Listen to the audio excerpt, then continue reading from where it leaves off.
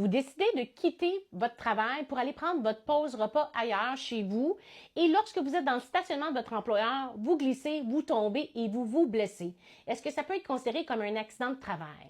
C'est une belle décision qui a été rendue par le tribunal administratif du travail, dont la référence va être indiquée pour que vous puissiez aller la consulter, qui vient dire que finalement, si vous tombez dans le stationnement de votre employeur, ça peut être considéré comme un accident de travail. Dans cette décision, au départ, la CNESST avait refusé en disant que plutôt c'était dans une sphère personnelle, étant donné que la personne n'était plus rémunérée.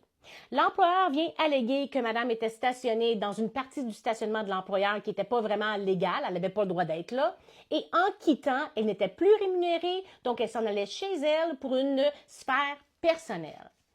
Le tribunal est venu dire quand même la chute est à l'occasion du travail parce que, elle avait quand même le droit d'être stationnée là, même si l'endroit est considéré nébuleux, mais c'était un stationnement tout de même, et que c'était utile à l'employeur. Donc, elle n'était pas dans sa sphère personnelle et à ce moment-là, ça faisait partie de à l'occasion du travail. D'ailleurs, il y avait plusieurs décisions qui disent si tu te blesses dans une chambre d'hôtel, une salle de congrès, etc., et que vous êtes dans le cadre de votre travail, ça peut être couvert.